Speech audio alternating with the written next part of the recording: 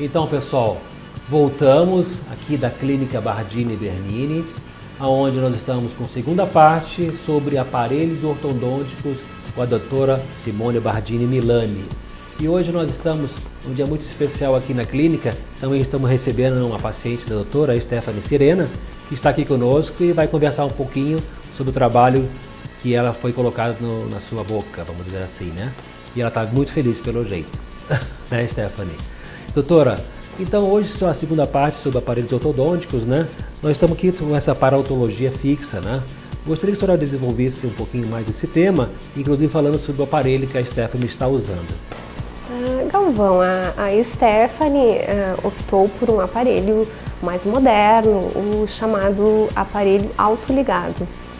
É um aparelho de alta precisão, né? Ele foi desenvolvido nos Estados Unidos, né? E é um aparelho que dispensa as tradicionais ligaduras metálicas, né? Então a própria peça do aparelho trava o fio e isso consequentemente acelera o resultado. Também diminui o atrito durante a movimentação, evitando custo biológico, reabsorção radicular. Então é um aparelho assim, que eu acredito que futuramente até os aparelhos convencionais vão acabar ficando em desuso. Tu acha que nós poderíamos chamar esse aparelho, doutora, de um aparelho inteligente? Porque dentro de cada pecinha tem um chip, né? Então é um aparelho realmente inteligente. É um aparelho assim do mais moderno que existe dentro da linha de aparelhos ortodônticos?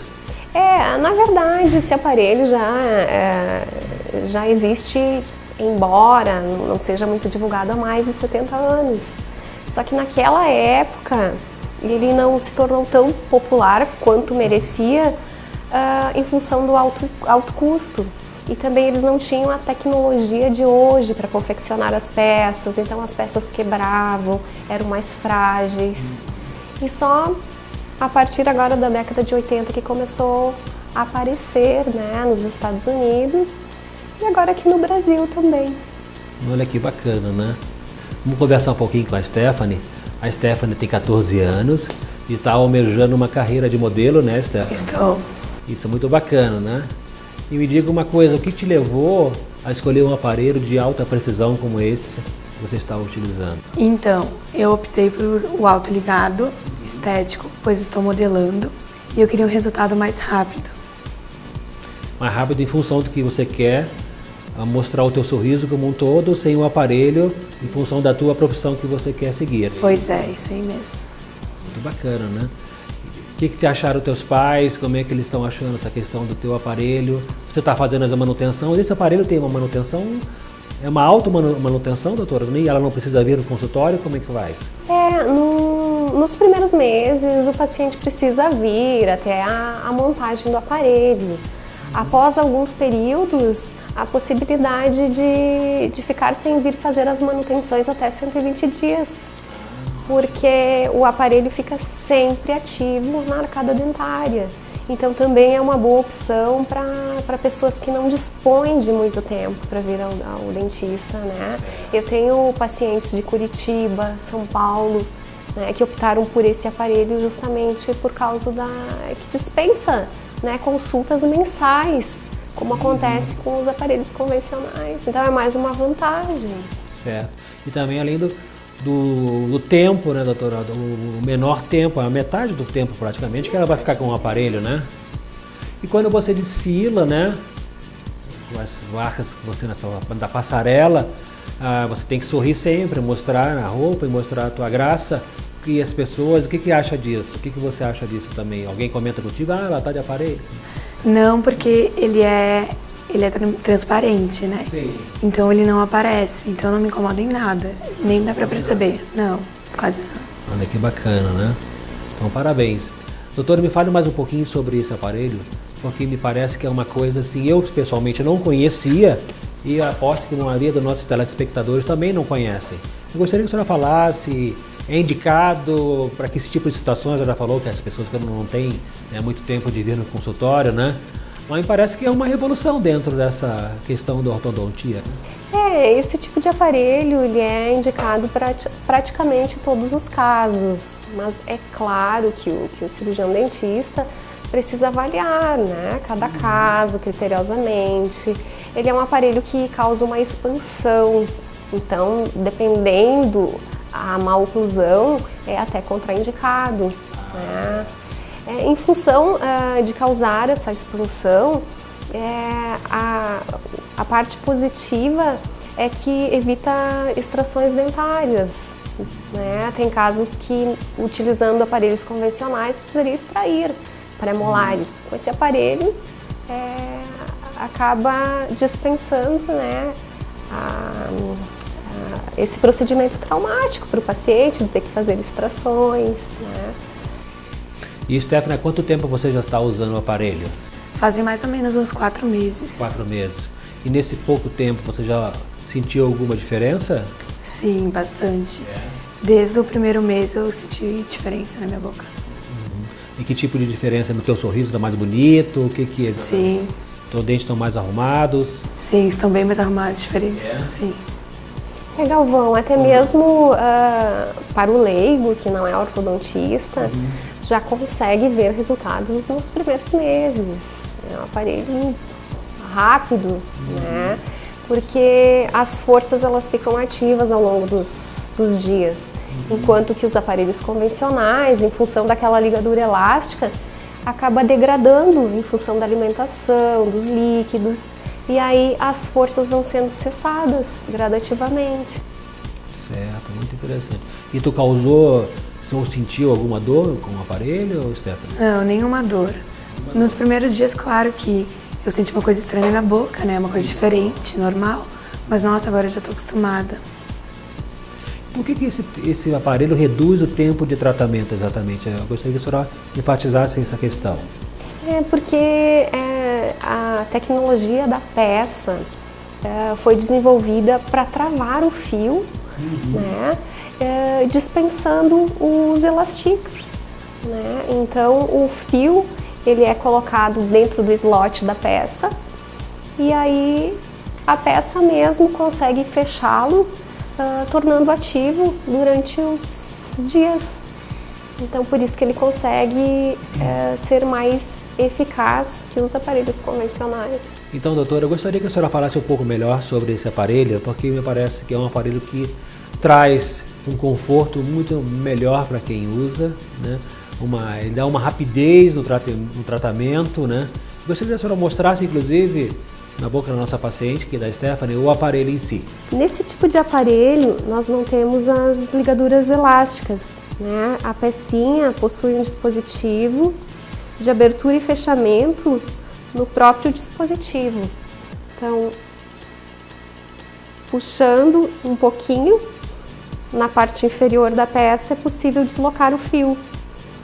E novamente, pressionando para cima, a pecinha trava o fio, segurando e promovendo a movimentação, o alinhamento, o nivelamento de forma suave, sem provocar danos, né, biológicos, reabsorções radiculares, como geralmente acontece nos aparelhos convencionais.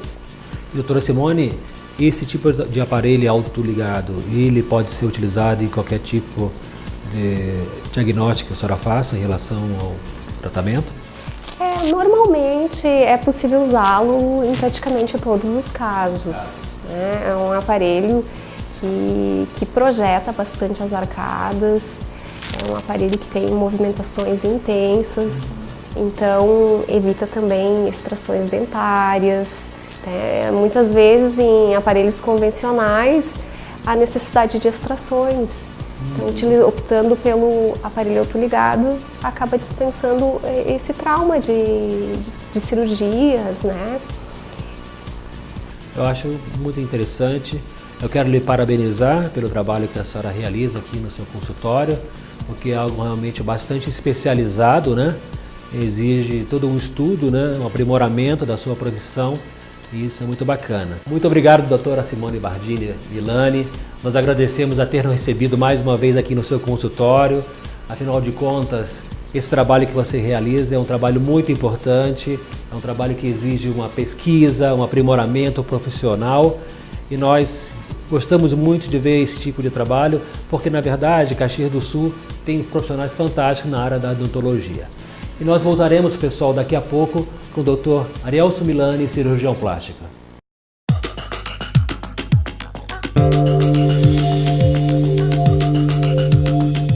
Então, pessoal, voltamos aqui com a segunda parte do nosso programa, hoje falando sobre implantes mamários aqui com o Dr. cirurgião plástico Arielson Milani. Doutor, na primeira parte, a gente fez uma explanação sobre a questão, né, pessoal das pessoas em função do querer implante de mama, né?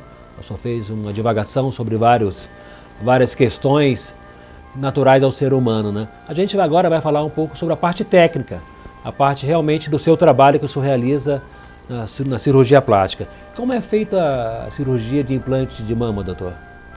E quais são as características desses implantes? Bom, depois que é escolhido o tamanho adequado, depois que a gente tem certeza que existe toda a segurança de realizar o procedimento, o paciente vai para o hospital, depois de ter também conversado com o anestesista. Lá no hospital é recebido, é levado ao bloco, ali o anestesista faz uma sedação boa, de forma que o paciente desliga, né? E aí então eu faço uma anestesia local no paciente, junto com os procedimentos do anestesista. Então isso dá uma garantia de que depois que termina a cirurgia, ainda o peito está anestesiado, por muitas horas. Então o paciente sai do hospital sem dor. Aí é feito marcações, tal, se corta no lugar certo, ali na linha do sulco inframamário, se abre o espaço para o silicone, revisa-se várias vezes o sangramento, vê que não fique nenhum vasinho sangrando, coloca o silicone, fecho com 4 camadas, curativo, termina a cirurgia, o paciente já está acordado, fica na sala de recuperação 2, 3 horas, 1h30, varia de um para o outro, né? Aí vai para casa. Pela sua experiência, o senhor gosta de implantar o silicone de que forma no seio da mulher, no peito da mulher? Sim, tem coisas que já estão bem definidas. Por exemplo, a mama que a mulher já tem ocupa um espaço no peito, e aquele ali é o espaço do silicone. É uma região bem diferente daquela que é circunjacente. Por quê? Porque, na verdade, a mama nasce da pele e vai para trás. Bate no peito e empurra para frente. Então, assim, aquela porção de mama que está encostada no peito, como dá para ver ali naquela foto, isso ali é da mama. Atrás disso aí é o fim da mama, não tem praticamente nada ali. A gente pode separar isso aí com o dedo, né? Agora, fora dali, já é outra estrutura que tem que ser, quer conseguir um espaço além dali, vai ser muito sangrante, vai ter muitos nervinhos que vão precisar ser cortados. Então assim, ó, no local onde a mama tem, eu já fiz as medidas, tal, então descolo isso ali, cuido da hemostasia, coloco o silicone ali. Mas o seu implante, qual é a sua especialidade? O que você gosta mais de fazer? Implantar para a auréola? Não, porque imagina aqui, olha a posição que o silicone está atrás da mama. Se eu cortar na areola, eu vou ter que atravessar a mama para chegar ali. Se eu for atravessar a mama para chegar ali, olha bem, a mama é composta de muitas unidades produtoras de leite, que por canalículos chegam ao mamilo. Se eu fizer um corte aqui assim, para chegar lá atrás, eu vou desligar meia mama do mamilo. Isso vai dar muito problema. Eu vou ter um corte no meio da mama que vai dar calcificação, vai dar problema no estudo radiológico, pode confundir com câncer. O leite formado ali no futuro vai ficar parado ali. Tá? Eu vou cortar na zona onde tem mais terminal nervoso, e isso pode formar um sintoma muito desagradável depois da cirurgia e que vai persistir em algumas pacientes, uma sensação assim de que está sendo cravada uma agulha. Então é um desconforto tremendo. Então assim, ó, todo mundo gosta do que é ecologicamente correto, né? Uma cirurgia que me destrói a fisiologia da mama e a anatomia da mama, ela é anatomicamente, fisiologicamente incorreta, né? Então assim, se eu cortar embaixo, né? Eu vou voltar o slide para ver aqui. Ó. Se eu fizer o corte embaixo, fizer um cortezinho aqui, eu atravesso um pouquinho de gordura e a mama fica intacta em cima do silicone. Quer dizer, na verdade, eu nem mexi na mama. Seria o equivalente a se eu tivesse botado esse silicone lá no joelho. Para a mama, não tem nada a ver. Agora, vou mexer na intimidade de um órgão? Então você me diria que é uma cirurgia que é muito pouco realizada, implante de silicone através da auréola. Muitos que fazem para poder usar o argumento de que tem menos cicatriz, porque na auréola, algumas vezes, a cicatriz é um pouquinho melhor do que a cicatriz por baixo, que mesmo assim é uma cicatriz pequena. Então assim, eu me sinto... Olha, eu estudei a minha vida inteira para construir, não para destruir. Então, arrancar músculo, arrancar uma glândula que vai ter muita importância. Mesmo, por exemplo, no caso de ter um tumor ali, vai ser mais difícil de estudar. Se eu não tenho a possibilidade de introduzir contraste para dentro da mama, ou se eu perco os primeiros sinais de um tumor, onde poderá aparecer um sangue no mamilo, não vou ter. O senhor me diria então que isso aí é um risco desnecessário, né, doutor? Eu me sentiria muito mal fazer isso com uma paciente. Eu até posso cortar na auréola depois de explicar tudo isso e que a paciente entendeu bem tudo que eu falei. Aí então já é uma decisão dela, mas para dizer a verdade, até hoje, todas que eu expliquei, nenhuma quis. Quanto dura uma cirurgia? A média 40 minutos a 1 hora. O senhor diria que é uma cirurgia rápida? É. E a paciente, então, após o pós-operatório, e quanto tempo ela fica no hospital? Fica 2, 3 horas e já vai para casa. Já pode ir para casa. Eu gosto muito que elas fiquem 2 dias bem quietinhas, sabe? Não mexer muito o braço. E depois, o 3º, 4º dia, já trabalho de mesa, assim, trabalho de escritório. Ali a limitação começa a ser pequena, depois de 72 horas. Não forçar demais na abertura dos braços e nem botar peso na mama, assim, que aperte a mama. E após a saída para casa, quantos dias ela vem ao seu consultório para fazer uma revisão? Alguns cirurgiões preferem botar um modelador no fim da cirurgia. Eu prefiro um curativo. Ele na minha maneira de ver, tem 5 grandes vantagens em relação ao modelador. Então eu boto esse curativo e esse curativo precisa ser trocado de 2 a 4 dias. Então, nesse período, no 2º, 3º ou 4º dia, a paciente vem aqui para trocar esse curativo e aí botar o modelador. Mulheres jovens que não tiveram filhos e após, então, tendo filhos, o senhor recomenda que ela use a prótese de silicone antes de ter filhos e na hora de amamentar tem algum problema? Se o silicone for colocado, como eu falei, a gestação dela não vai ter interferência nenhuma do silicone na mama dela. Ela vai ter normalmente a comunicação das unidades produtoras de leite com o mamilo, está tudo abertinho, está tudo certo. Quer dizer, tem um volume atrás, que não quer dizer nada. Não quer dizer nada, né? Ela tem a vida perfeitamente normal com a mãe, ela vai amamentar normalmente, sem problema nenhum. Uma coisa que é muito interessante também, que já me perguntaram, né?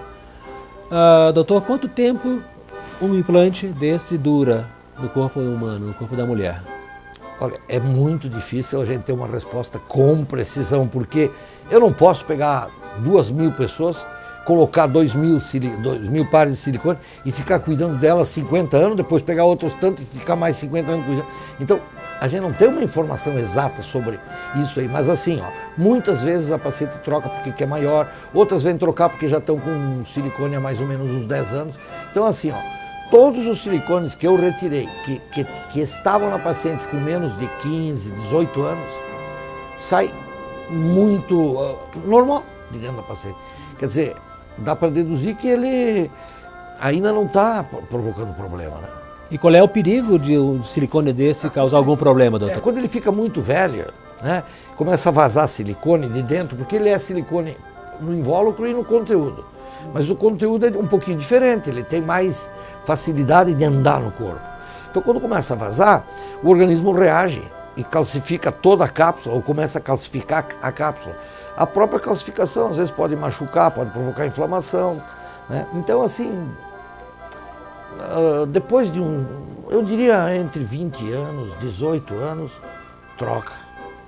Agora é um dado que pode surgir um trabalho que diga alguma coisa diferente disso. Mas muita gente diz que é 10 anos, outros dizem que é para sempre. Eu acho bom trocar. Existe alguma relação, doutor, do implante mamário com o câncer? O surgimento de câncer de seios? Não, isso já foi muito bem estudado, principalmente nos Estados Unidos, onde muita coisa eles fazem melhor que todo mundo. Né?